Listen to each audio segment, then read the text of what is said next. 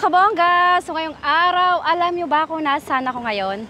Nandito lang naman kami sa Deca Clark Wakeboarding. So tara, pakita ko sa inyo kung anong meron sa loob. Sa paggalang nyo ng highway, makikita kayong ganitong space dito. Hindi nga lang masyadong kita yung sign nilang Deca Clark kasi nakatakip yung mga sasakyan na nakapark dito. So ganito yung bubungad sa inyo kapag pasok nyo. So hindi nyo masyadong makikita muna yung wakeboarding site. So dito sa bandang to, no parking. So yung mga banda doon, yun doon nagpa-park. Actually doon kami nag-park kasi mas maraming slot ng parking doon. So mga kabongga, maraming rules and regulation dito sa wakeboarding Deca Clark. So tingnan natin kung anong mga rules and regulation nila. So unang-una niyan ay syempre yung clean as you go. And of course, no outside food, firearms or illegal substance. So syempre kahit saan naman bawal po yan. So pagpasok mo, makikita mo tong building dito. Actually pag gabi maganda yan kasi meron sila mga ilaw-ilaw. So dahil maaga kami dumating ngayon, so hindi pa masyadong kita yung lightnings nila. Medyo mahangin siya ngayon dahil hindi pa summer. So December time is malamig pa talaga. So pagpasok guys, ganyan yung itsura niya.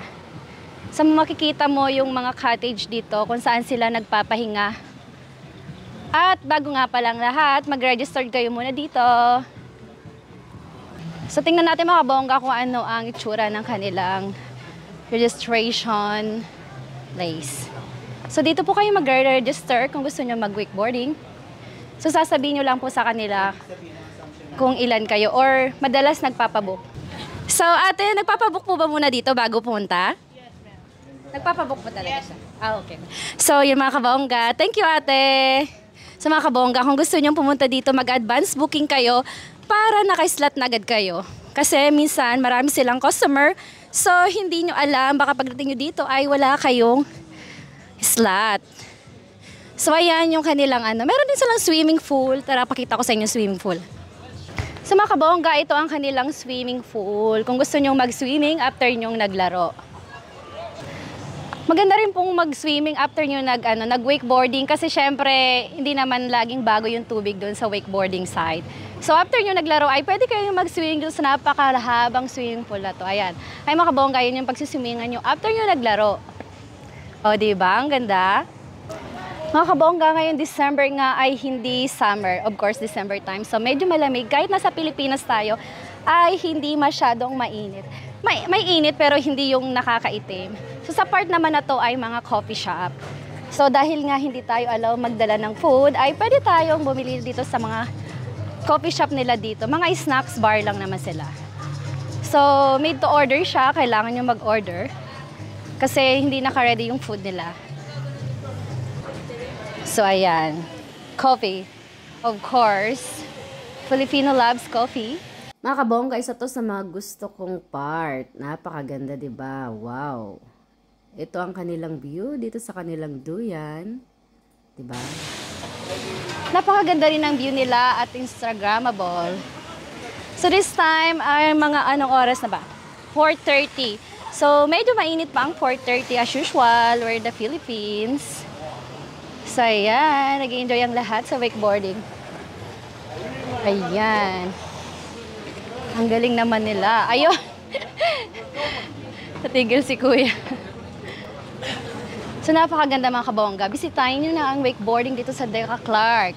Part na to ay, ito yung pinakagusto kong picturean dahil kitang-kita mo yung buong lake. So, ayan. Ayan ang lake nila.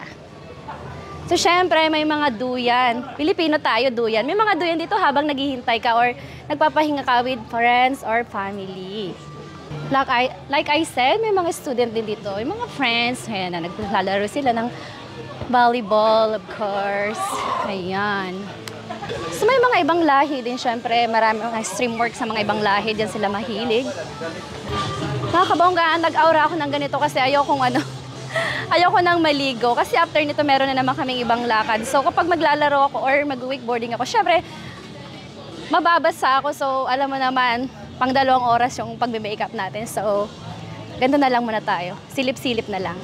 Ng ganito, kubo-kubo or cottage.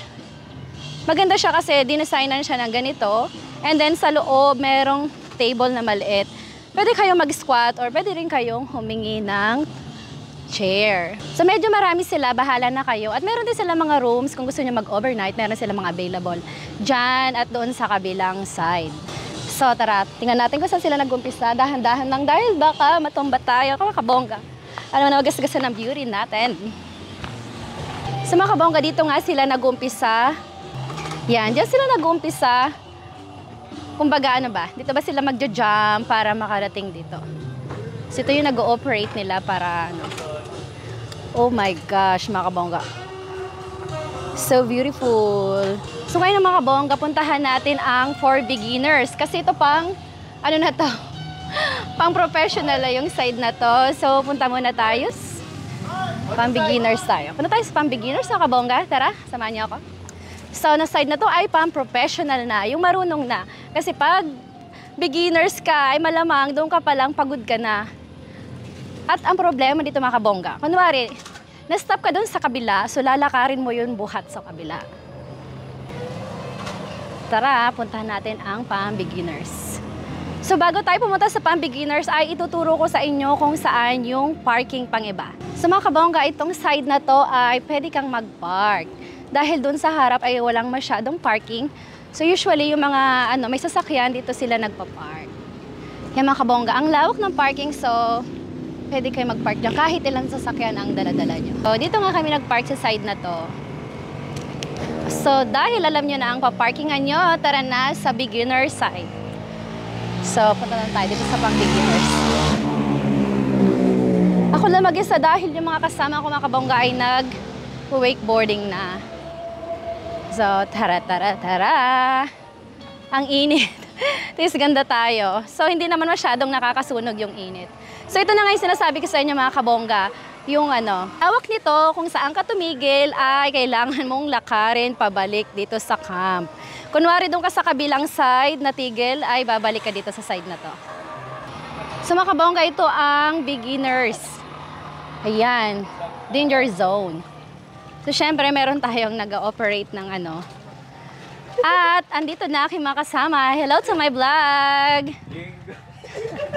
Ay, ang aking mahal na asawa, hello! Nakailang bagsak ka na, Charis? So, hello tita, tito! Enjoy ba kayo nagwo-wakeboarding dyan? Oo daw. Oh. Ay, nako. Ilang only rice kaya ang makakaya nito mamaya?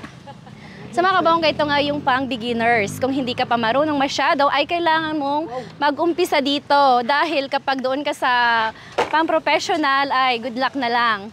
Papagurin ka muna. Ang problema lang kapag natumba ka or tumigil yung mo. Ayun yung gagawin nyo. Ganyan na ganyan po yung gagawin nyo. Mag-enjoy ka na lang kasi papapagod kang lakarin tong dulo na to. I-swimming mo na lang kasi papagod kang bumalik galing doon sa dulo. Mga kabongga, panoorin natin si Third kung paano mag-wakeboarding. Go Third!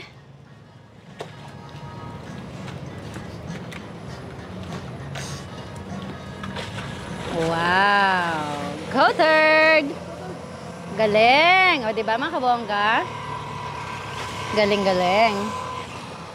So, ayan na si Third. Wow! Amazing! Si Gerald ang ating panoorin. So, ito na po yung mga nahulog sa gitna. Char. Go, Gerald! Wow! Wow, wow, wow, wow, wow. Ding, ding, ding, ding, ding, ding, ding, ding, ding. So, ngayon na mga kabongga, ang aking mahal na asawa naman ang panoorin natin. Go, baby! Go, go, go! Habibi! Come to Deca Clark! Ayan! Wow! Amazing! Go, go, go! Go, go, go! Wow! Ang galing naman! Amazing! Ayun! Di ka na nakahiga. Nakahiga ka pa rin. Sabi ko sa inyo, kapag tumigil kayo dun sa dulo, ay maglalakad kayo. Gaya dito kay Batching. Natigil siya dun sa dulo, kaya yun, naglakad siya. So, imagine nyo ganyang kalayong lalakarin niya.